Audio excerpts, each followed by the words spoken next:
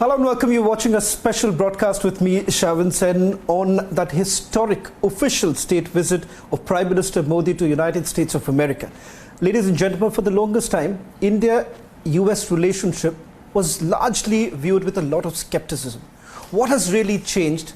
And the very fact, the first address made by Prime Minister Modi in the US Congress, and now the second address that has been made, and he's essentially touched upon various areas. Many say that he came across as a statesman. Joining me on this broadcast is Union Minister Hardeep Puri, someone who's had a vast experience in the United States of America. Thank you very much, Minister Puri, for speaking to Republic TV. Let me straight away begin by asking you, someone who's had the experience in the United States of America, if this was asked to you about a few years ago, that what you witnessed last night, would that have been possible? As a bureaucrat at some point in time, would you have ever foreseen what we witnessed last night? See, your question is partly hypothetical. If somebody had, I've been a believer in the strength and the utility and the great global good that the relationship, and I was Joint Secretary on the US desk sometime, I think 1991. Right. So I've seen the relationship evolve since 1992, 91, 92, and you're the Joint Secretary in the division. I've dealt with the relationship from the pure external affairs, foreign policy angle as a civil servant, from the Defense Ministry angle as a Defense Ministry person there. I've been associated in varying degrees with the nuclear side, but more important on the trade side. Right. So first, yes, I acknowledge that I've had not insignificant exposure to the processes which determine that relationship. What I saw last night is not something I would want to qualify. It was just superb. I mean, a colleague of mine used the more American expression, awesome. My wife, Lakshmi, who happened to be in the at the UN headquarters and the General Assembly lawns, she described the atmosphere there as electric. I was up till, I think, 4 this morning, listening to the, address to the joint session and soaking in this thing. And I can tell you, this was sui generis. Completely unprecedented. You used the word skeptics. They were skeptics. Now, skepticism can be healthy skepticism. Right. That is, you speak from a position of strength. You are doing something good, and you'll say, what is the downside? That is small, healthy skepticism. But this run-up to this visit was characterized by some loonies. I'm using the word very, very careful. They said, they're against this. And some of those people, I don't want to go into names, was seen getting up and clapping and applauding the Prime Minister. I didn't count, but I saw on one channel that the number of times he got what is called a standing ovation was 15 times. Someone else said it was 16 times. All this was in full, open, public glare. Right. So you can't invent this. I can't go into a room and say, "Badi achhi meeting thi, chemistry between the leaders." You saw it there. You saw it there. So now, what does that mean for the relationship itself? I would tell those who still have what I call residual skepticism. I mean, sab kuch bahut badhiya hoga, but dekh lo. Read that 30-page joint statement. I think there are something like 58 paragraphs there. I had somebody send it to me very early in the morning, but after having slept at around 4, I needed a couple of hours of sleep. What is it that you're looking for there? You're looking at complete, concrete decisions on the manufacture and the license of the 414 right. engine. Okay. Now somebody said, "Ye milega nahi, wo milega." Look at the words after that. To enable tech transfer. Right. Now you can't, pardon me, Abhi, you can't go hop, step and jump, go straight there. You have to set up an arrangement, right. All right, between GE and HAL. There's an MOU, license production will take place, and to enable tech transfer. Okay, now if you start quibbling at this point, you have to work the agreement. All right, we talk about the multilateral system. I recall para 26 in there. There is unqualified support for India's permanent membership of the Security Council. And what does it say? And people say, yeah, there's nothing new, but they use the word. President Biden reiterated support for India's permanent membership of the Security Council, and then they're talking about reforming the multilateral system, etc. Now, if you want to be a cynic, you turn around and say, well, we have talked about it long, doesn't happen. No, I'm sorry. Earlier, the objection to India's permanent membership used to come from, and I say this bluntly, those who felt that to the victor belong the spoils, because that was the basis of the system. There were victors in the Second World War. The two countries which were not the victors, Germany and Japan, got left out. They moved against Germany, saying that they're already Britain and France are members there. You can't have a third European country. Japan, the Chinese would say XYZ. India was always a good case, but somebody had as within Pakistan.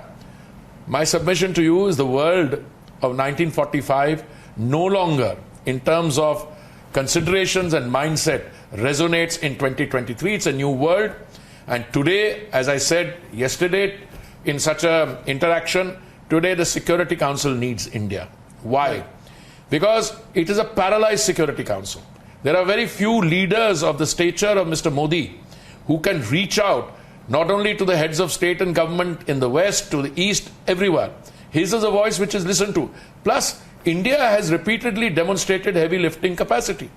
The Prime Minister pointed out yesterday, when there are,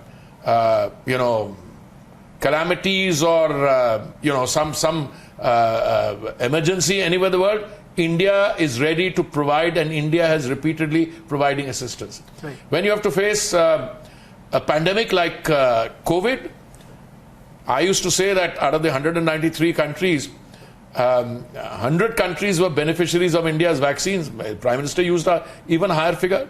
But apart from all that, give me any one other country, name me any one other country which belongs to the broad category of developing countries, has moved from being the 10th largest economy in the world to the 5th largest, is on its way to become the 3rd largest, and he's saying, Prime Minister said, and I quote, we are not only growing, but we are growing fast. Right. And for nearly 4 crore of our countrymen have been given affordable housing in the form of the Pradhan Mantri Awas Yojana. What has been done for the girl child, what you've done in your health system, Ayushman Bharat, I can go on. Right. You're going to be the 2nd largest metro system in the world at the speed at which we are going. So no matter which way you look at it, then you come to the bilateral relationships. Don't underestimate the fact that they're going to set up 2 consulates, one in Ahmedabad and one in Bengaluru, or that we are going to operationalize our consulate in Seattle and look for another one, or that you now have a pilot project which will make a beginning for Indian H-1B visa holders not to have to leave the country and to come back to apply for the visa. Now, these are processes which are beginning. Right. But summit level interaction of this kind is always prepared months in advance, and then you have that document. And I'm surprised that people are talking about the visual optics, which are brilliant, but there is a lot of stuff in there on technology, on engines, on chips, on supply chains, you name it, and it's there. So if that doesn't make for a vibrant content, what does? In fact, Minister, I would like to get it threadbare as far as the joint statement is concerned, but there is one aspect of that I would like to focus on. That is the very simplistic analysis that many have done essentially with this visit of Prime Minister Modi to the United States of America, saying that right now, for the US, there is a need for a counter to China, and that is the reason why India is perhaps being given this red carpet. I find that entire analysis very, very simplistic, not looking into what has gone into making this relationship not transactional, but rather transformative. I entirely agree with you. I mean, I don't easily agree with people, but I'll agree with you on 2 or 3 things. That this is a somewhat simplistic analysis. And let me elaborate on that. It is a simplistic analysis because it shows no understanding of what the global reality is. the United States still is a major trading partner of the People's Republic of China. I don't want to go into figures. I think about $750 billion, etc. Yes, there will be some strategic lines where the United States would wish to reassure itself. Some of those industries will move out. They will move elsewhere. They will move to Vietnam. They will move to India, etc.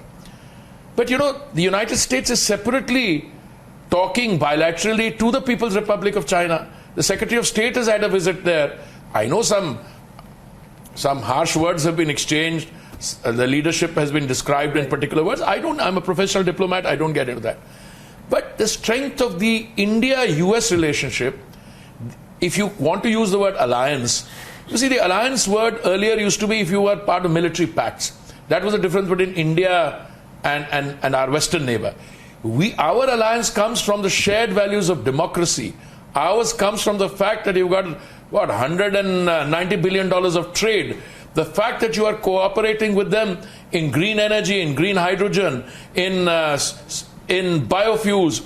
I was very happy to see my favorite subject, the International Biofuels Alliance, which India is championing as part of its G20 presidency, finding mention there.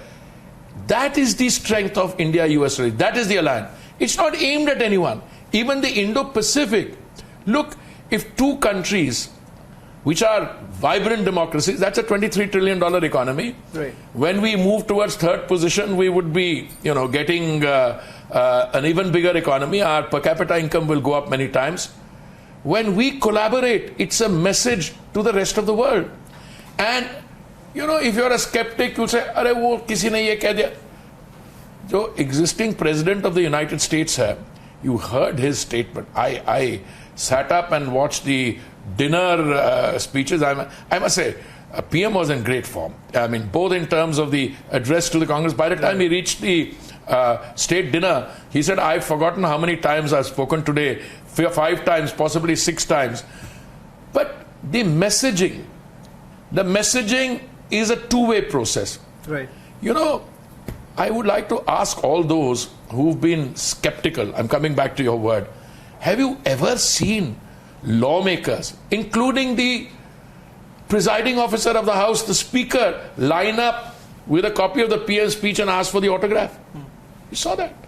You saw congressmen, senators, everybody wanting PMs. He was there for quite a while signing those autographs. Now, this is the US visit, all right? I want to take you back a few days when he visited Japan for the G7 summit.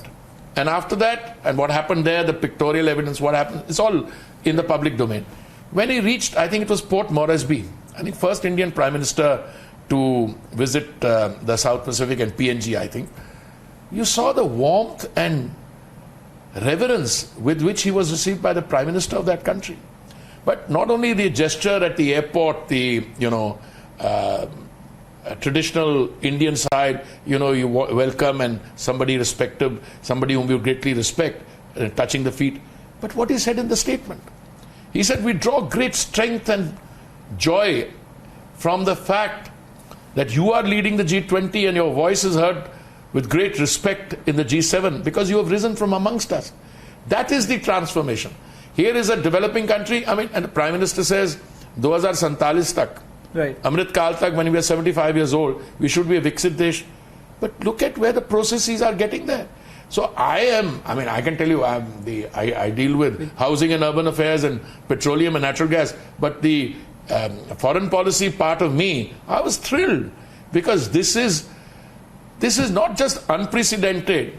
You can't do this. Heads of state and government normally, apart from chants, etc. I saw the meetings that he had with the thought leaders, with the gentleman who Starlink and Tesla, what's his name, Elon Musk, my friend, the author of Anti-Fragile and Black Swan, Nassim, with Sanjay Malhotra, all the others. Each one of them comes out and says things because that's a new India which Mr. Modi in the last 9 years has transformed as it's an interactive process. Everybody's participated, but he has led from up front. And then the lawmakers, and then the reception in the White House, the interaction, the the lawmakers all wanting autographs. But that's only, as I said, that's only part of the story. Right. The real story is the outcomes, and I would seriously recommend, as I said, after the few hours of sleep I got this morning, I actually made an effort to read the joint statement, the 58 paragraphs. And what I'm telling you is from there, I'm telling you, if even 30 to 50% of that gets acted in the short term, we've turned, the relationship, to use the Prime Minister's word, it's a new dawn. Yeah. Minister Puri,